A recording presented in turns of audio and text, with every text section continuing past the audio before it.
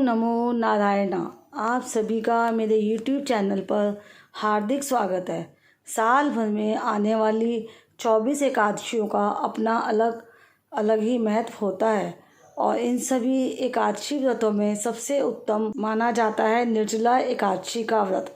निर्जला एकादशी का व्रत हर साल ज्येष्ठ माह के शुक्ल पक्ष की एकादशी तिथि को पड़ता है।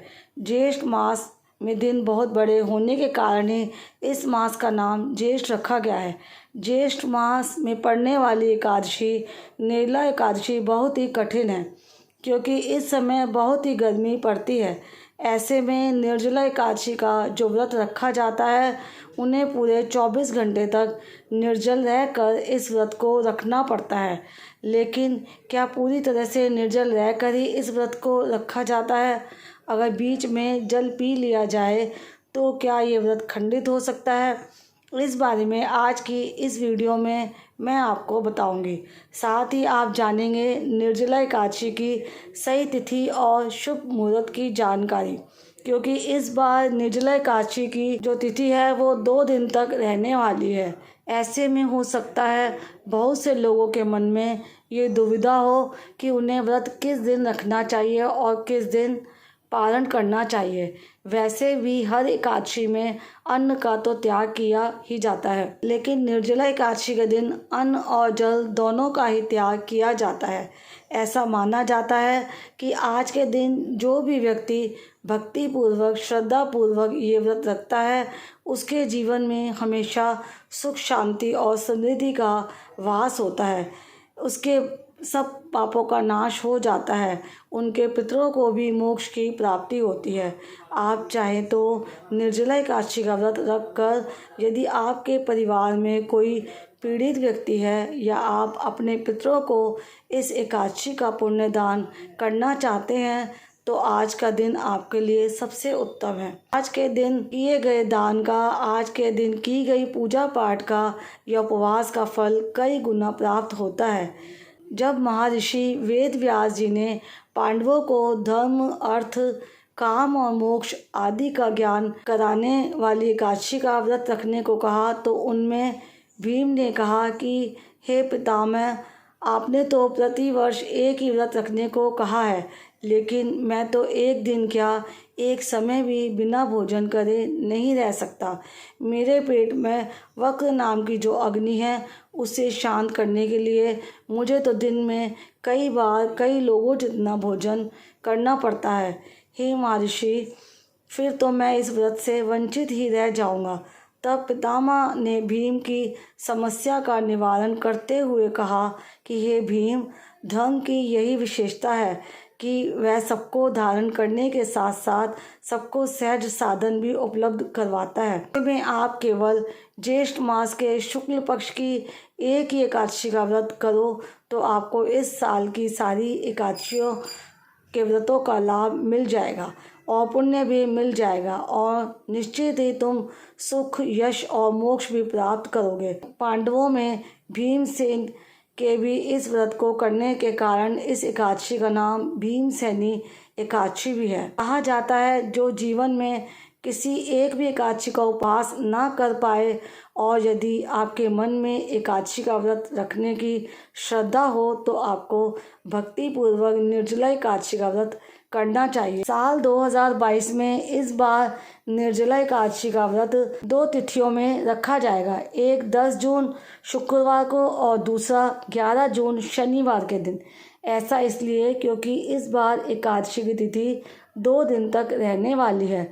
लेकिन मैं आपको पहले से ही बता दूं कि जो लोग पहले से ही द्वादशी तिथि युक्त एकादशी का व्रत रखते हैं, जिसे वैष्णव एकादशी भी कहा जाता है, जो कि आप आम सभी लोगों को रखना चाहिए, उस एकादशी का व्रत तो 11 जून शनिवार के दिन रखा जाएगा। लेकिन जो केवल उदया तिथि के अनुसार व्रत को रखते हैं वो लोग 10 जून शुक्रवार के दिन भी व्रत रख सकते हैं। ऐसे में आप 10 जून और 11 जून दोनों ही तिथियों में से जिस भी तिथि को चाहे उपवास कर सकते हैं। आपको इस वीडियो में दोनों ही तिथियों में व्रत रखने वाले भक्तों के लिए पारण का मुहूर्त भी बताया जाएगा। एकादशी तिथि प्रारंभ होगी 10 जून शुक्रवार को सुबह 7:25 से, जिसकी समाप्ति होगी 11 जून शनिवार को सुबह 5:45 पर। 10 जून शुक्रवार को सूर्योदय का समय 5:44 और सूर्यास्त का समय रहेगा शाम 7:08 तक। द्वादशी तिथि प्रारंभ होगी 11 जून शनिवार को सुबह 5:46 से, जिसकी समाप्ति होगी 12 जून रविवार को सुबह 3:23 पर। 11 जून को सूर्योदय का समय रहेगा सुबह 5:44 और सूर्यास्त का समय रहेगा शाम 7:08 पर। अब ऐसे में जो लोग 10 जून को एकादशी का व्रत रखना चाहते हों, उन्हें 9 जून से दशमी तिथि के नियमों का पालन प्रारंभ करना चाहिए और 10 जून को एकादशी का व्रत रखकर 11 जून को दोपहर के समय 1:44 से लेकर 4:32 के बीच में अपना व्रत खोल लेना चाहिए, क्योंकि इस दिन सुबह के समय हरिवासर का समय रहेगा और मान्यताओं के अनुसार, नियमों के अनुसार हरिवासर के समय कभी भी व्रत नहीं खोला जाता है। हरिवासर द्वादशी तिथि का प्रथम 1/4 पहर होता है, यानी कि जब द्वादशी तिथि प्रारंभ हुई हो तो उसके शुरुआत के 5 से 6 घंटे का समय, और दोपहर के समय एकादशी का व्रत नहीं खोला जाता है, यानी कि दोपहर 11 बजे से लेकर 1 बजे तक। आपको इस समय भी व्रत नहीं खोलना चाहिए। लेकिन जो लोग 10 जून को एकादशी का व्रत रखना चाहते हैं, उनके लिए व्रत की अवधि बहुत ही ज़्यादा लंबी होने वाली है। ऐसे में यही सलाह रहेगी कि आप 12 जून को पारण कर लें और 11 जून को व्रत रखें, क्योंकि अधिकतर लोग द्वादशी तिथि युक्त एकादशी का व्रत करना सबसे शुभ फलदायी मानते हैं। ऐसे में जो लोग 12 जून को रविवार के दिन पारण करेंगे, उनके लिए सुबह रविवार के दिन 5:45 से लेकर 8:10 तक का समय व्रत पालन का रहेगा और 12 जून रविवार को सूर्योदय का समय रहेगा सुबह 5:44 और सूर्यास्त का समय रहेगा शाम 7:08 पर। द्वादशी तिथि के दिन हमेशा सूर्योदय के बाद और हरिवासर का समय बीत जाने के बाद ही व्रत खोला जाता है। उम्मीद करती हूँ कि ये तिथियों को लेकर आपके मन में दुविधा है वो इस वीडियो के माध्यम से दूर हो गई होगी। जैसा कि इस एकादशी का नाम ही निर्जला एकादशी है, यानी कि इस दिन अन्न के साथ जल का भी त्याग किया जाता है। तो ऐसे में सलाह यही रहेगी कि जो लोग शारीरिक रूप से स्वस्थ हों, जिनकी जो इच्छा शक्ति है वो मजबूत हो, वही लोग इस दिन व्रत को रखें, क्योंकि जल पीने से वैसे तो माना तो यही जाता है कि व्रत खंडित हो जाता है। जब तक आपने संकल्प लिया है कि द्वादशी तक आपको जल ग्रहण नहीं करना चाहिए। फिर भी जिन लोगों की बहुत श्रद्धा है और व्रत रखना ही चाहते हों, तो ऐसे में खासकर जो गर्भवती महिला हैं, हालांकि उन्हें इस व्रत को इसलिए नहीं रखना चाहिए क्योंकि इतनी अवधि तक बिना पानी पिए रहना उनके और उनके होने वाले बच्चे के लिए खतरनाक हो सकता है।